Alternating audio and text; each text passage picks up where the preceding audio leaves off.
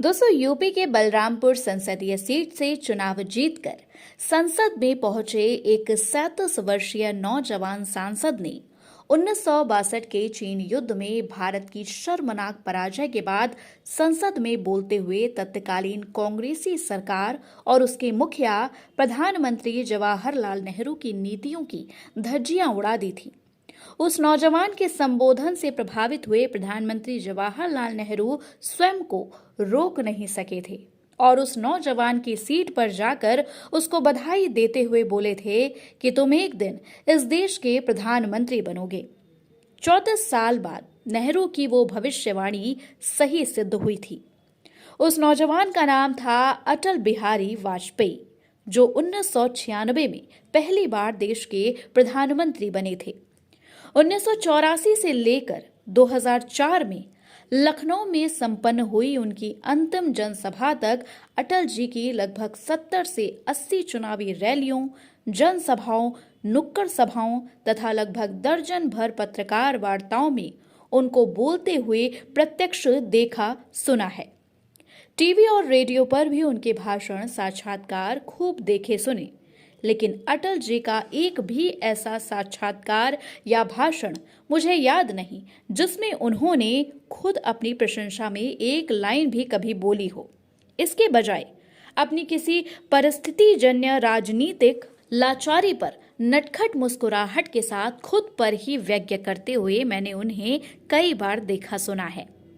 अटल जी इतने विराट राजनीतिक व्यक्तित्व के स्वामी थे कि विपक्ष भी उनके खिलाफ कभी कोई व्यक्तिगत टिप्पणी करने से बचता था। स्वर्गीय नरसिम्हा राव और स्वर्गीय चंद्रशेखर सरीखे भारतीय राजनीति के दिग्गज उन्हें सार्वजनिक रूप से अपना राजनीतिक गुरु कहते और स्वीकारते थे।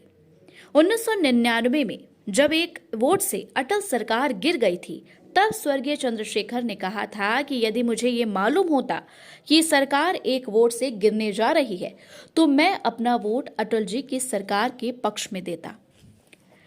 विपक्ष में रहते हुए जगुआर विमान सौदे में मुद्रा असंतुलन की जटिल उलझन सुलझाने का मामला रहा हो या संयुक्त राष्ट्र में भारतीय प्रतिनिधि बनकर अंतर्राष्ट्रीय मंच पर पाकिस्तान की धज्जियां उड़ाने का मामला रहा हो, अटल जी की ख्याति के सागर में उमड़ने वाली उनकी प्रशंसा की गगनचुंबी लहरें दलीय सीमाओं के बांध तोड़ देती थीं।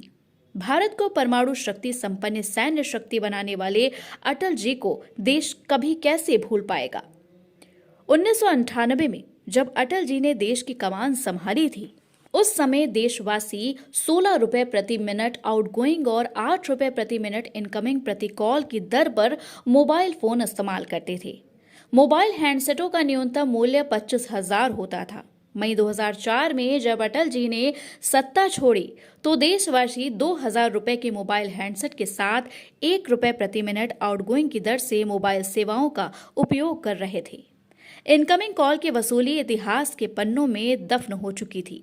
आज लगभग हर प्रमुख सड़क पर मौजूद बैंक के एटीएम अटल जी की सरकार की ऐसी विशिष्ट उपलब्धि हैं जिसने करोड़ों भारतीयों को उस सुविधा की सौगात सौंपी थी। लेकिन दुर्भाग्यपूर्ण स्थिति ये है कि अटल जी द्वारा सौंपी गई वह सौगात आज लगभग 100 करोड़ भारतीयों के काम आ रही है, लेकिन उस सुविधा को जन जन तक पहुंचाने वाले अटल जी ही थे। इस सत्य से आज अधिकांश भारतीय अनभिज्ञ हैं। भारतीय इतिहास में अटल जी अकेले ऐसे शासक हैं जिन्होंने सब सुविधाओं से सुसज्जित विशालकाय सड़कों वाले भारत की अपनी कल्पना को अपने कार्यकाल में ही स्वर्णिम चतुर्भुज नाम की अपनी योजना के द्वारा धरातल पर क्रियान्वित कर दिखाया था। मेरी या मुझसे पहले की पीढ़ी भली भांति ये जानती है कि भारतीय राजनीति के उस अटल काल से पहले भारतीय सड़कों की स्थिति कितनी दयनीय और दरिद्र थी। ऐसी अनेक उपलब्धियां हैं अटल जी के खाते में।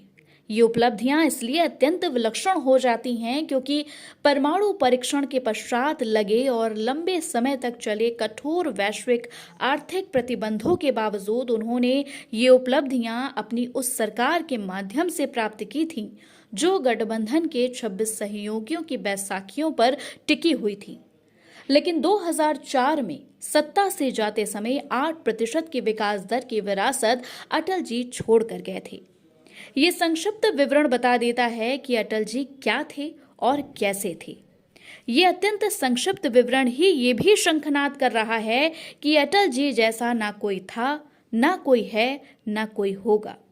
सरलता, सरसता व सहजता के साथ गंभीर मुद्दों पर गंभीर चर्चा में अपने चुटीले संवादों का अद्भुत सामंजस्य स्थापित कर सकने की अपनी विलक्षण क्षमता के फलस्वरूप निर्विवाद रूप से देश के राजनीतिक इतिहास के अब तक के सर्वश्रेष्ठ वक्ता माने जाने वाले श्रद्धेय अटल बिहारी वाजपेयी की उपरोक्त विरासत के निर्विवाद उत्तराधिकारी बन चुके प्रधानमंत्री नरेंद्र मोदी द्वारा अटल जी की शताब्दी जयंती पर लखनऊ में उनके स्मारक का उद्घाटन अटल जी को सर्वश्रेष्ठ श्रद्धांजलि है। धन्यवाद।